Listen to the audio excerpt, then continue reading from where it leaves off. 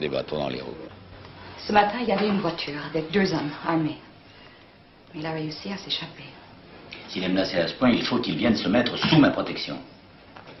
Justement pas. Darian est convaincu que vous ne pouvez pas le protéger. Il est certain qu'on vous obligera à laisser tomber, qu'on étouffera toute cette histoire. Obligé à laisser tomber, moi, une histoire que j'ai commencée, ça s'est encore jamais vu.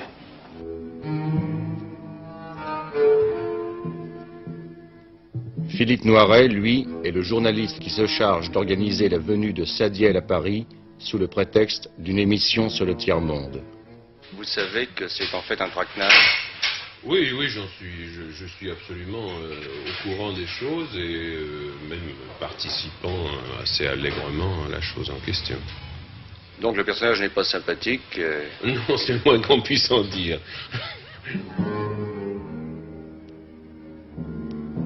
Avant tout, je trouve que c'est un très bon scénario. Il se trouve qu'en plus, c'est un film qui peut avoir une certaine résonance, enfin qui est une sorte d'autopsie de certaines mœurs qu'il peut y avoir dans les démocraties occidentales, dans tous les pays d'ailleurs, c'est-à-dire certaines mœurs à la fois policières et politiques, le mélange qu'il peut y avoir là-dedans, de la police, de la politique, et comme toujours le troisième larron qui est le milieu.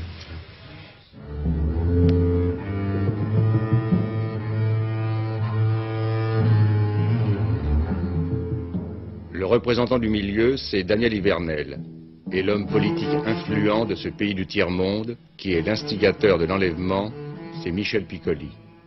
Ce personnage dont on peut dire beaucoup de mal dans le scénario est représenté comme un homme fanatique, plein de rigueur et très digne par rapport à ce qu'il entreprend. Nous n'avons pas du tout voulu avilir un personnage politique, même s'il représente le méchant. Avant de le conduire chez moi, comment s'opérera la prise en charge? Il est évident qu'il doit être interpellé de façon tout à fait officielle. La question est réglée. 2 inspecteurs de la mondaine s'en chargent. Je collabore avec lequel des deux. Chacun, autant que nous sommes, nous n'allons pas vouloir faire un numéro d'acteur. On va s'inclure complètement dans le style du film et non pas faire une composition pour interpréter même physiquement un personnage. On essaie de ne pas être acteur du tout. C'est une bonne chose, non? Z, le conformiste sont là pour en témoigner. Vous ne craignez pas le film politique? Je le recherche. Vous le recherchez, mais vous souciez-vous du camp qu'occupe votre personnage dans l'histoire qu'on raconte? Ah, ça absolument pas, non. C'est le film, la portée politique du film qui m'intéresse. Mais je joue volontiers un rôle qui n'est pas dans mes opinions.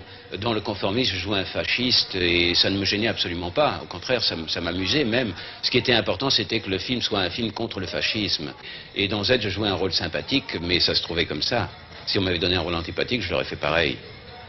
Le but que le film se fixe n'entrait absolument pas en cause. C'est le personnage et la qualité du scénario que j'ai trouvé remarquable. Moi, je crois qu'il faut faire des films politiques. Il faut raconter des choses qu'on peut raconter au cinéma, qu'on ne peut pas raconter à la télévision. Et il faut donc faire des films politiques. Le cinéma est un véhicule de pensée extraordinaire.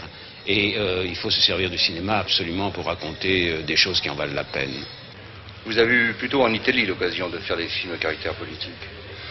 Oui, mais en Italie, ils ont beaucoup moins peur de la politique. Nous, en France, on a peur de la politique. À juste titre, d'ailleurs, puisque la politique est un mot vague et que les hommes politiques ont plutôt des entretiens secrets et que ce qu'on sait, nous, c'est toujours avec 1 an ou 2 de retardement que le bonheur ou la catastrophe arrive. Tandis qu'en Italie, ils sont plus dans l'actualité, ils n'ont pas peur de vivre avec leur actualité. Je crois que mon place, c'est la place d'acteur et je continue à faire l'acteur. Je fais de documentaires. Si vous voulez, je crois que le type de travail que je fais avec le documentaire, c'est un type de travail qui il doit être le travail, l'information de la télévision. Mais nous, en Italie, on n'a pas une télévision très libre. Je ne sais pas, ici en France. Et Alors, on prend la caméra et on tourne des documentaires qui après on passe directement chez le public où on a tourné le documentaire. Par exemple, il y a un mois que j'ai terminé de tourner un documentaire informatif, si vous voulez, sur les usines qui sont occupées dans ce moment-là à Rome. Il y en a 11, occupées par les ouvriers.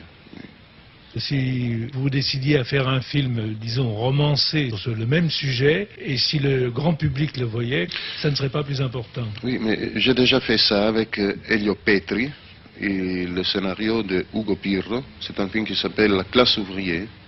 Il est sorti, il marche très fort en Italie, il a tout le temps un public formidable. C'est un film à sujet, c'est un film narratif.